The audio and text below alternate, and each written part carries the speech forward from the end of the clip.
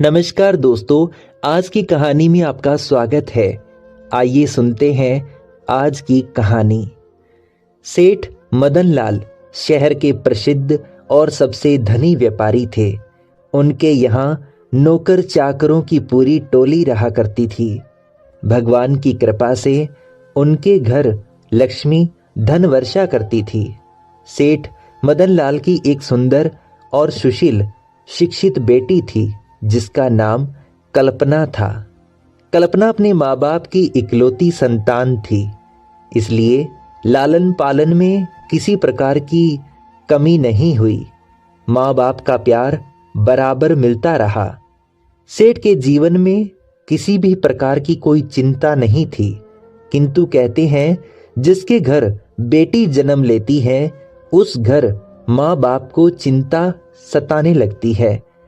कल्पना पढ़ लिखकर शादी के योग्य हो गई थी। माँ बाप को कल्पना की शादी की चिंता सताने लगी। जगह जगह योग्य वर ढूंढने के लिए रिश्ते नाते के लोगों को लगाया गया। काफी तलाश के बाद 2.5 साल के बाद एक योग्य लड़के ब्रिजपाल की तलाश हुई। ब्रिजपाल चौधरी सत्येंद्र का पुत्र है। नाम से ही पता चलता है कि चौधरी सत्येंद्र धन से भी चौधरी ही है। सेठ मदनलाल ने चौधरी सत्येंद्र से अपनी पुत्री कल्पना के लिए ब्रिजपाल से ब्याह करवाने की बात कही। चौधरी सत्येंद्र ने कल्पना से अपने पुत्र के विवाह का आश्वासन सेठ को दिया। चौधरी जानता था कि सेठ की कोई और संतान नहीं है और कल्पना उसकी इकलौती संतान है और सेठ की उम्र भी 50 साल से अधिक है, अर्थात अब उसकी कोई संतान नहीं हो सकती।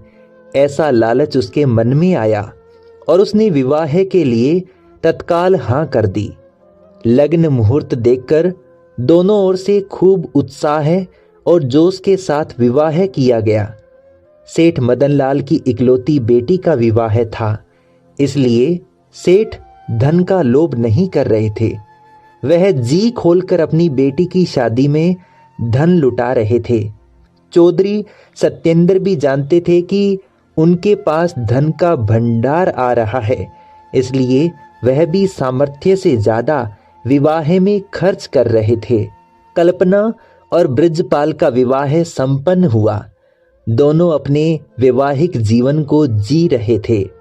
कल्पना भी अपने ससुराल में खुश थी और ससुराल वाले भी कल्पना के स्वभाव से प्रसन्न थे। कल्पना के स्वभाव से रिश्तेदारों में भी कोई नाराजगी नहीं थी। सभी कल्पना के स्वभाव की तारीफ किया करते थे। इस जैसी बहू मिलना मुश्किल है। कुछ समय विवाह के बीते होंगे कि सेठ मदनलाल के घर एक पुत्र का जन्म हुआ, अर्थात कल्पना को एक भाई मिल गया जिसे वह राखी बांध सकती थी और उसको अपना भाई बोल सकती थी। सेठ के घर खुशियों की झड़ी लग गई। बेटी का विवाह हुआ, अच्छा घर मिल गया, इसकी तो अपार खुशी थी, किंतु पुत्र रतन की प्राप्ति लंबी प्रतीक्षा के बाद हुई थी। यह खुशी को दोगुनी करने वाली बात थी। सेठ मदनलाल के घर पुत्र का जन्म सुनकर कल्पना के ससुराल वालों के पैरों तले जमीन खिसक गई, जैसे उनकी सारी संपत्ति छिन गई हो। उन्होंने शादी इस लालच में ही की थी कि वह मदनलाल के सारे संपत्ति को एक दिन प्राप्त कर लेंगे, किंतु बेटे के जन्म के बाद यह मुश्किल हो गया था।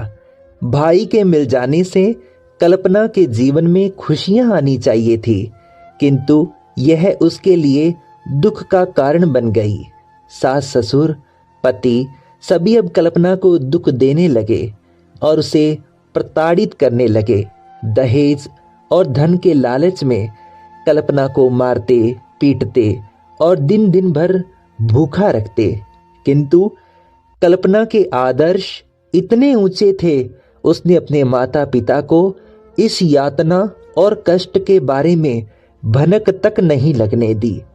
सेठ कल्पना से मिलने और अपने बेटे के छठी अर्थात नामकरण संस्कार में निमंत्रण देने के लिए खुशी खुशी ससुराल पहुंचे। चौधरी और ब्रजपाल सेठ को देखकर असमंजस में पड़ गए कि वह कल्पना से कैसे मिलवाएंगे। सेठ सभी घटना को जान जाएगा और हमारे विरुद्ध कार्यवाही कर सकता है। तत्काल उन्होंने निष्कर्ष निकाला और कल्पना को समझा दिया कि किसी भी प्रकार की बात अपने पिता को बताई तो अच्छा नहीं होगा।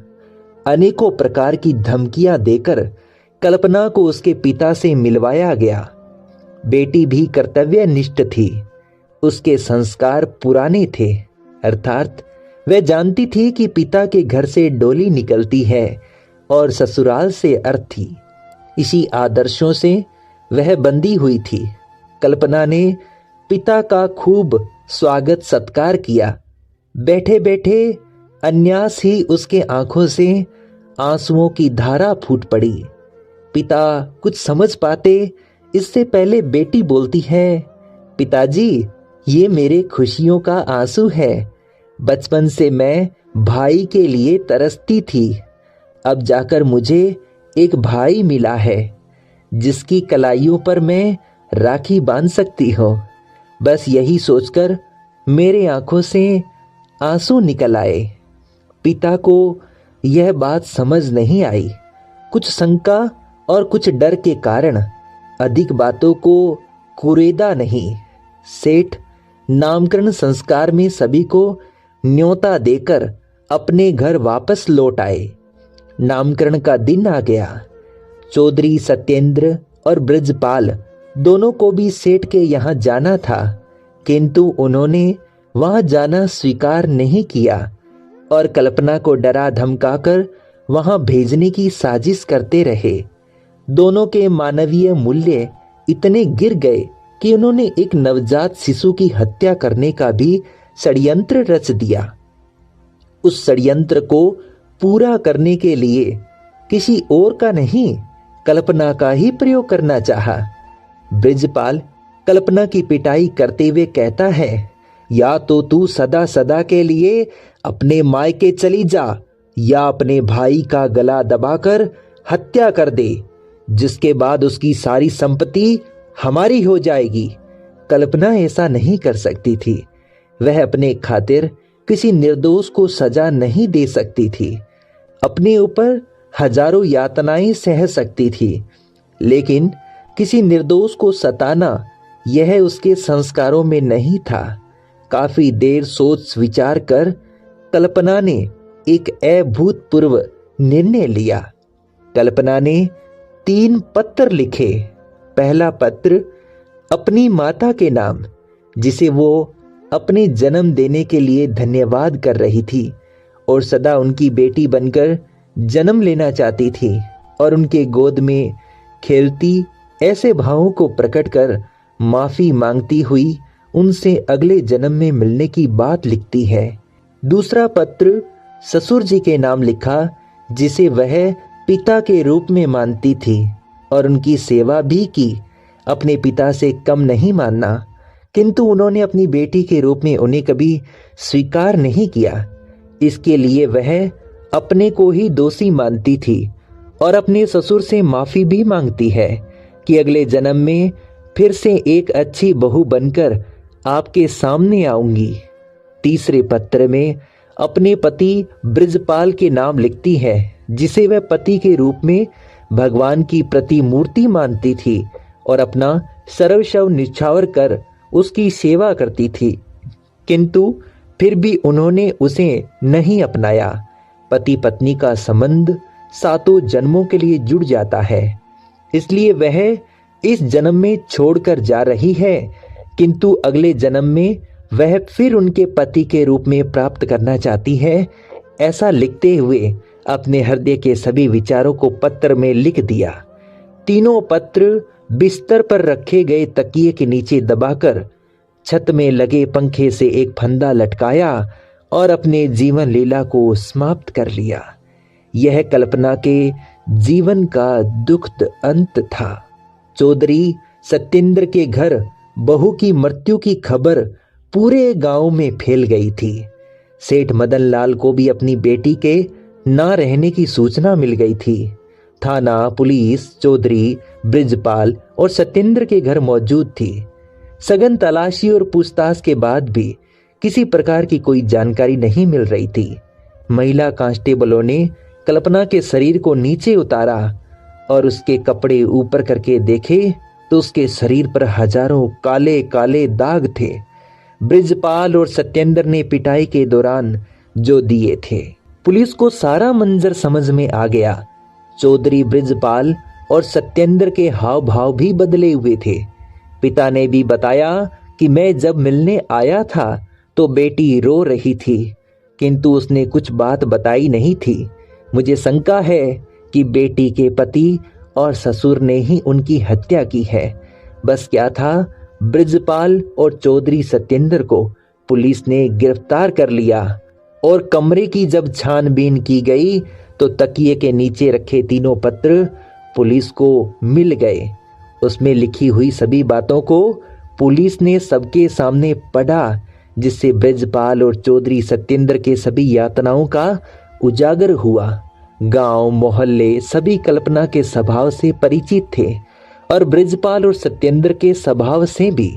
गांव वालों ने ब्रिजपाल और सत्येंद्र के सभी राज खोल दिए। पुलिस ने कानून और ब्रिजपाल और सत्येंद्र चौधरी को गिरफ्तार कर लिया। कोर्ट कचहरी हुई, जिसमें ब्रिजपाल को मुख्य साजिशकर्ता माना गया और उसे आजीवन कारावास की सजा सुनाई गई। चौधरी सत्येंद्र को इस घटना में शामिल और साजिश में सहयोगी मानते हुए 9 वर्ष की कारावास की सजा सुनाई गई। दोस्तों, इस प्रकार बेटियां कब तक मरती रहेगी? समाज में फैली हुई इन कुरीतियों को समाज के लोगों को ही दूर करना होगा, अन्यथा एक कल्पना ने दम तोड़ा है, अगली कल्पना दम न तोड़े। दोस्तों, कहानी अच्छी लगी तो चैनल को सब्सक्राइब जरूर कीजिएगा और वीडियो को लाइक भी। धन्यवाद।